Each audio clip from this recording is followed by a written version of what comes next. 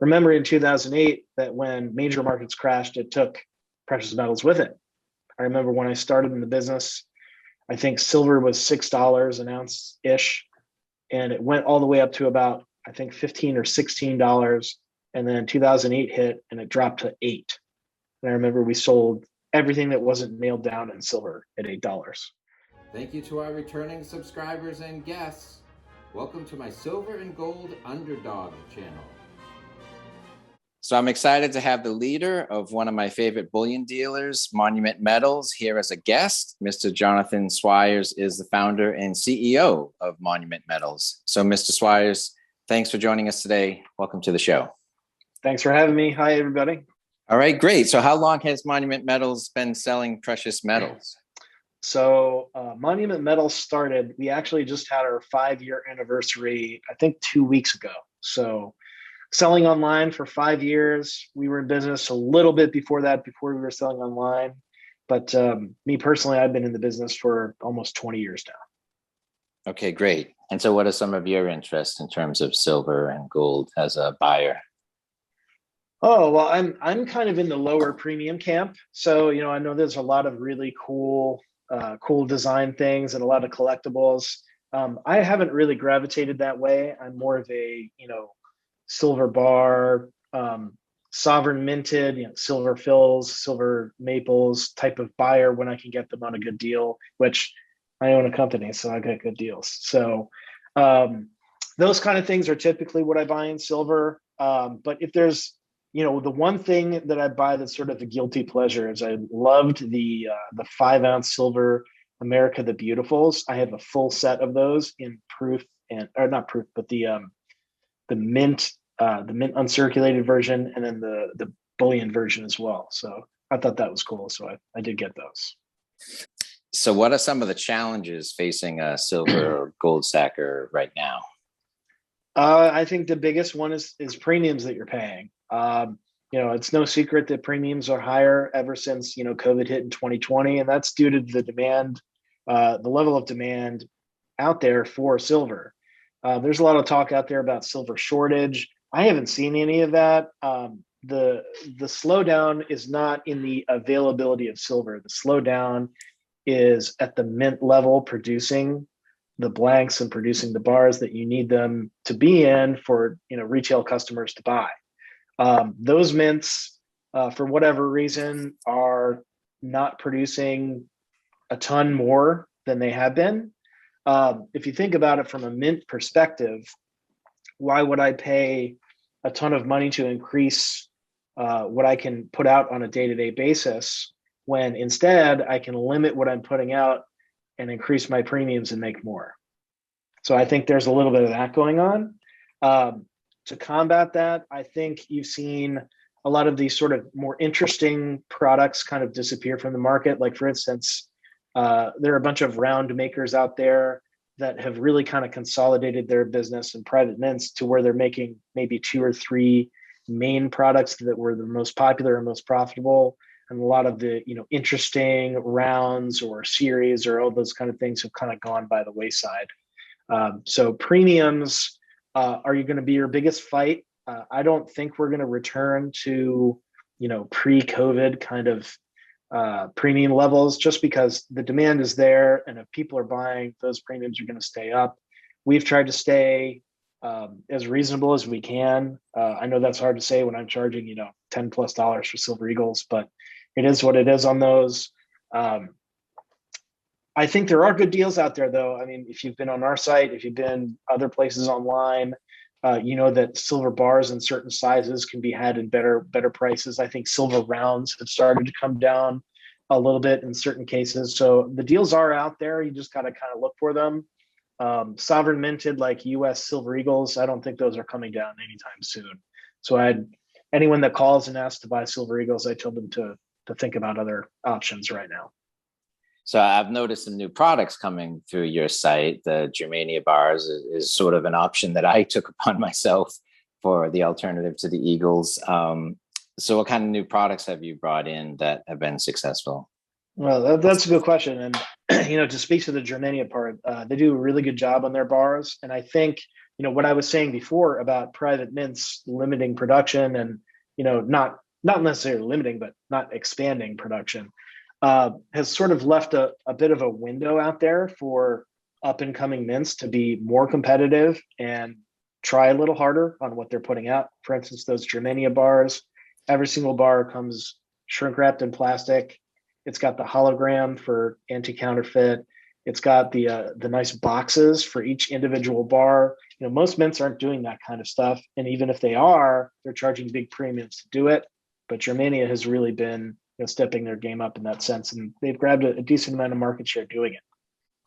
But to be honest, what most people are buying right now are sort of the tried and true, staples of the business, if you will: gold eagles, gold maples, silver bars, silver Britannias, 90% silver, things like that. The things where the good deals can be had, and especially where larger buyers are buying.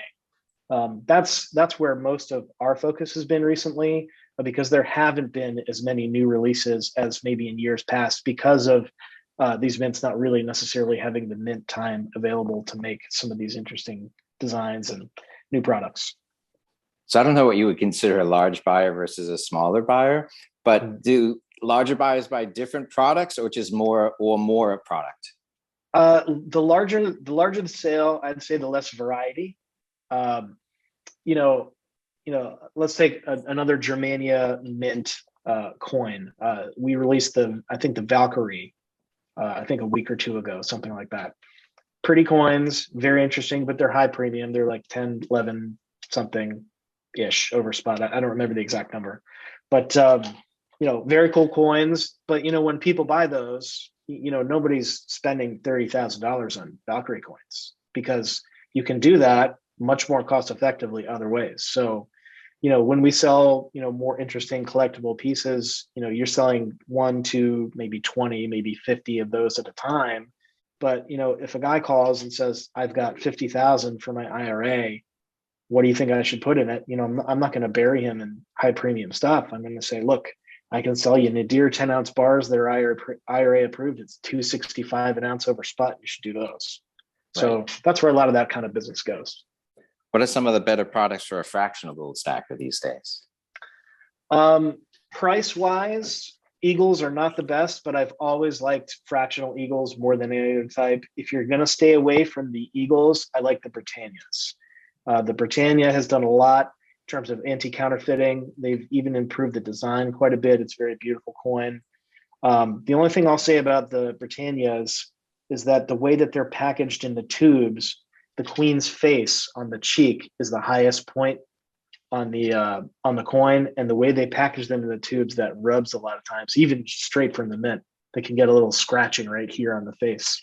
So that's a little hard to avoid sometimes. But maples have been difficult to keep in stock in fractional size, because RCM is just trying to focus on other products right now, mainly the 1-ounce gold maple and a lot of their other silver products that they've been producing for years. Other fractional gold, gram bars, I think are something that people should be buying more of. I think, especially in the sort of 5, 10 gram, 20 gram kind of ranges, I think those are good alternatives to the coins if you want something a little more cost effective. So if I told you that the Red Sox beat the Detroit Tigers 6-2 last Wednesday, we can all agree on the box score. But if you go online and you look for a silver spot price, you might get different answers. Can you speak to that? So I don't have a great answer for this. I don't know how everybody and all these dealers get their spots. All I know is what we do. We use direct market feeds. And one thing that you'll notice if you compare ours to others, the powers that be, you'll notice that ours is lower. All I can say is that we don't pad our spot prices. We don't add anything on top of that. And by extension, that actually makes us a lot more competitive than some of these others. So you're a family-owned operation, I believe, and right.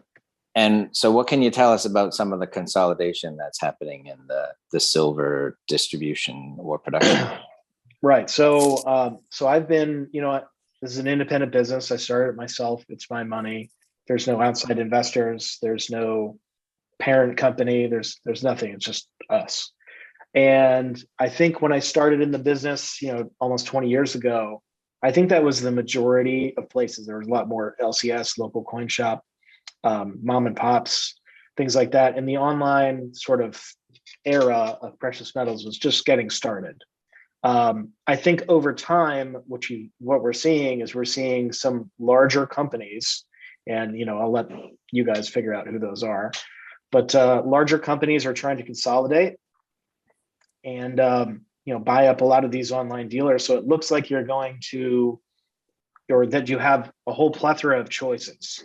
But the truth is that it's all one company or two companies, and they're trying to buy up as much market share as they can. Now that hasn't been terrible yet. But when you add on top of that a lot of these companies are trying to vertically integrate, meaning they're trying to take control of multiple points of production. So not only are they buying up, retailers like websites, they're also buying up mints for production and wholesalers for wider distribution. So when you have that kind of consolidation, eventually that lack of competition is going to be bad for the silver buyer, the gold buyer, whoever it is. I think that trend will continue. I've seen it quite a bit, and there aren't many. There are a few, but there aren't many online dealers that are actually independent or don't have major kind of money that you don't know who it's from behind them. Other than us, of course, just me. A couple of my commenters said that they've walked into a storefront. Do you have like a walk-in for Maryland customers? So we do have an office where you can pick up. We don't have a showroom. My first job in the precious metals industry was a local coin shop where everything was walk-in business. There was some fun business, but the majority walk-in. It's just not how we're set up. We do like seeing customers, and I love talking to customers in person. But based on the volume that we have, I mean, the online is 99.9% of what we do, and it keeps us really, really busy already. So yeah, you can come here and pick something up and pay cash and take it with you if that's what you'd like. We don't keep all of our inventory in this location for security reasons and also for logistical reasons. So, but we do like when people drop by. And I think that's something that makes us a little bit different than most others. And so what else would you say makes Monument Metals different than other dealers?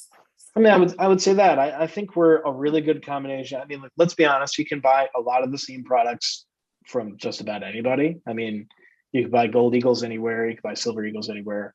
So really what's differentiating these dealers are prices, of course, service, ease of use, and being able to call and actually talk to somebody that's knowledgeable. It's very easy to set up a phone tree or outsource your customer service to, yeah, sure, how many of those do you want? No problem, check, all done. But being able to call here, I try and answer phone calls, at least a few every day when I have a few free minutes. I like to still be involved in that. I don't have to be, but I want to be.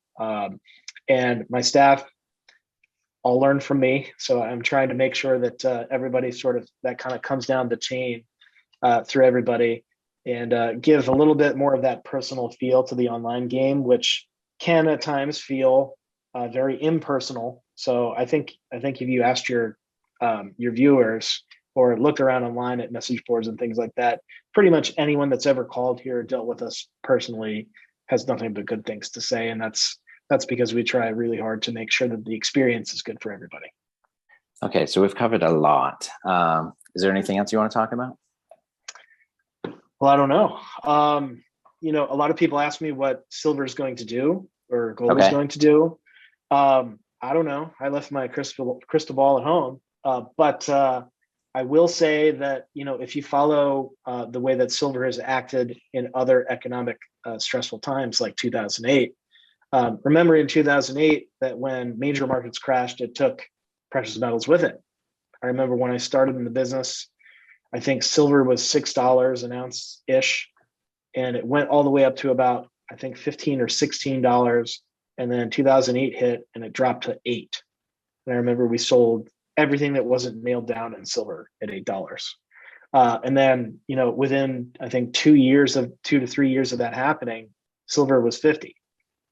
So it recovered strongly. Same thing happened in 2020 when COVID hit. I mean, silver was, I think, somewhere in the $17 or $18 range. And then it dropped to $11, and I think high $11 almost overnight, within a week.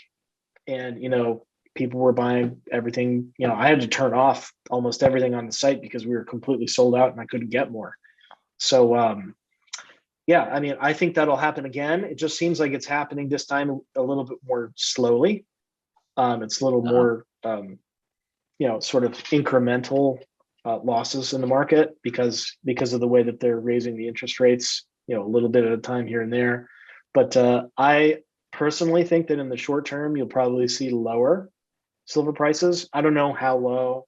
I mean, cost of production isn't too far away, but a lot of what's going on in the market in terms of silver prices isn't necessarily rationally based anyway. Mr. Swyers, appreciate your time. Thanks for joining us today. Yeah, thank you, everybody. If anyone wants to give us a call, ask for me and tell them who sent you. All right, sounds good. All right, thank you, sir. All right, thank you. Bye.